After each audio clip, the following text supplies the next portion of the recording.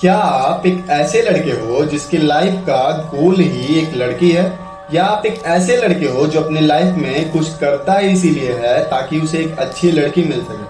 तो शायद आप अपनी लाइफ को गलत तरीके से जी रहे हो। मेरा एक दोस्त 12th के बोर्ड में इसीलिए फेल हो गया था क्योंकि वो एक अट्रैक्शन के चक्कर में फंस गया था, और शायद वही इस वीडियो का इंस्पिरेशन भी है।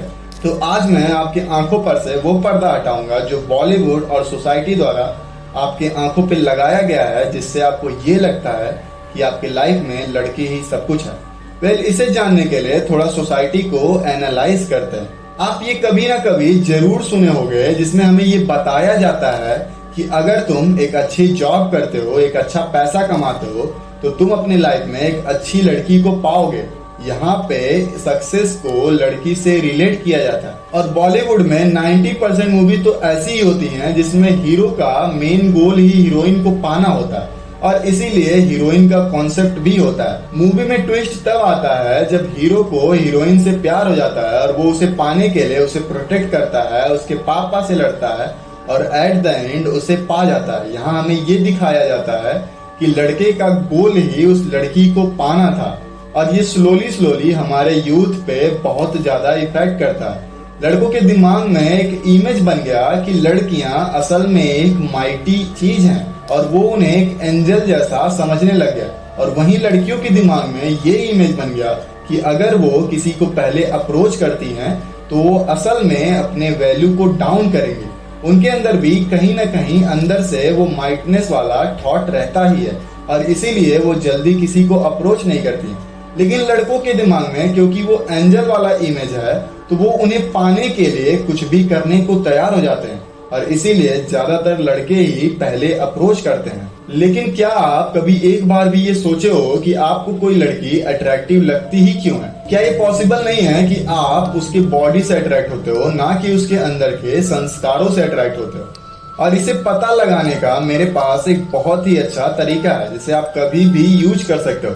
जब आपको कोई लड़की को देख के ऐसा लगे कि यार ये बहुत अट्रैक्टिव है और मुझे ये मिल जाए तो लाइफ सेट हो जाएगा, तो आप एक पल के लिए रुको और ये सोचो कि अगर ये लड़की एक लड़का होती तो क्या होता।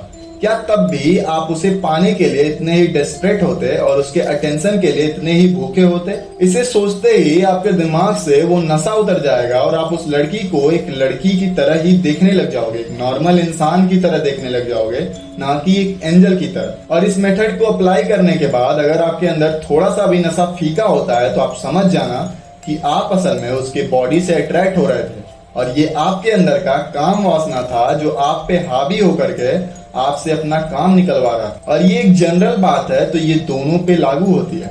हमें ये समझना चाहिए कि असल में कोई खूबसूरत या हैंडसम होता ही नहीं है, वो बस हमारे अंदर का डिजायर होता है जो अगले को अच्छा या बुरा दिखाता है। जब कोई लड़की हमें अच्छी लगती है तो वही लड़की किसी ना किसी को बुरी भी लगती है। तो अगर आपको कोई लड़की ऐसी दिखती है बहुत ज्यादा अट्रैक्टिव और आपको उसे देख के ऐसा लगता है कि यार ये मिल जाए तो जिंदगी सेट है, तो एक बार अपने अंदर के उस पर्दे को देखना जो इस सोसाइटी और आपके बॉडी द्वारा ही आपके आंखों पे लगाया गया, और उसे हटा करके उस लड़की को देखने की कोशिश करना। और वैसे भी आज के टाइम में ज्यादातर रिश्ते स्वार्थ पर ही टिके होते हैं, और वो स्वार्थ किसी भी तरीके का हो सकता है, चाहे वो इमोशनल होगा, फिजिकल होगा, फाइनेंशियल होगा, किसी भी तरीके का वो स्वार्थ हो सकता है। और ये इस सोसाइटी का हार्श रियलिटी है। और अगर आपको मेरी बात अब भी समझ में नहीं आती है तो चलो ये मान लेते हैं कि वो एंजल, वो लड़की आपको मिल जाती है, और उसे पाने के बाद जो आप एक्सपेक्ट कर रहे थे कि आपके लाइफ में सब कुछ सेट हो जाएगा और आप एक पीसफुल लाइफ जियोगे, लेकिन यहाँ ऐसा होगा नहीं। जब आप उसे पा जाओगे तो आपके अंदर एक नया इमोशन जन्म लेगा जो होगा उसे खोने का डर, क्योंकि आप उसे पाने के लिए अपना सब कुछ दांव पे लगाए थे, तो आप सेम उसे प्रोटेक्ट करने के लिए आप सब कुछ दांव पे लगाओगे, और इससे आपको इतना दर्द मिलेगा जो आप कभी डिजर्व भी नहीं करते थे। आप उसके इंस्टा का पासवर्ड ले लोगे, उसके फेसबुक का पासवर्ड ले लोगे, वो किससे मिलती है, किससे बात करती है, किसको कैसे रिप्लाई करती है, किसके साथ घूमने जाती है, ये हर छोटी चीज आपको बहुत ज्यादा इफेक्ट करने लग जाएगी, और ये मेंटली आपको खा जाएगी। और फिर ये चीज ज्यादा दिनों तक चलेगी तो नहीं, फिर इसीलिए वो पर्सन आपके ऊपर एक ब्लेम लगाएगा टॉक्सिक पर्सन का जो असल में आप बन भी रहे हो। और फिर आपको ये चीज बर्दाश्त नहीं होगी और आप ये फील करोगे कि आप जिसे पाने के बाद लाइफ में पीस को एक्सपेक्ट कर रहे थे वो उसका अपोजिट निकला और आप अपने फैंटेसी से बाहर आओगे और आपको ये लगेगा कि आप एक गलत लड़की के पीछे अपना टाइम वेस्ट कर रहे थे। लेकिन क्या वो लड़की सच में गलत थी? मैंने एक लाइन एक जगह पढ़ा था जिसमें लिखा था कि अगर आप एक चिड़िया को रिलीज कर देते हो और वो चिड़िया लौट के आपके पास आ जाती है तो वो चिड़िया हमेशा के लिए आपकी हो जाएगी, लेकिन अगर वो वहां से चली जाती है तो वो कभी आपकी थी ही नहीं।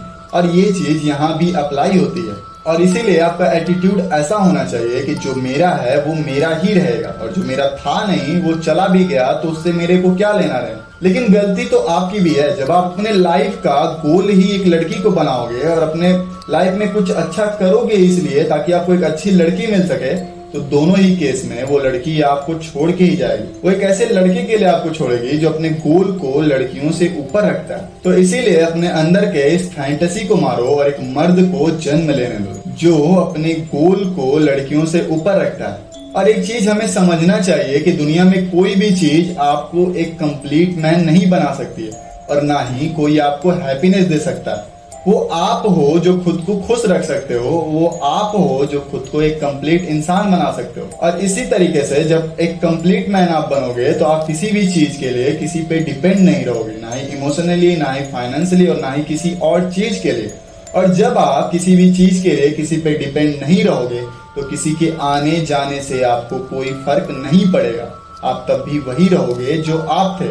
और ऐसे में अगर आप एक रिलेशन भी फॉर्म करते हो तो आप साथ में ग्रो करोगे, ना कि एक टॉक्सिक बंदा बन के इनसिक्योर फील करके रिलेशन को खत्म करेगा। उसके बजाय आपको जब फर्क नहीं पड़ेगा तो आप ग्रो करोगे और इसी को एक अंडरस्टैंडिंग एंड मैच्योर रिलेशनशिप कहा जाता है। सो एक डिसिप्लिन एम्बिशियस मैन बनो जिसे लड़कियों को अट्रैक्ट नहीं करना पड़ता, जिससे लड़कियां खुद अट्रैक्ट होती हैं, ना कि एक ऐसा लड़का बनो जो लड़कियों को अट्रैक्ट करने के लिए ही सब कुछ करता है।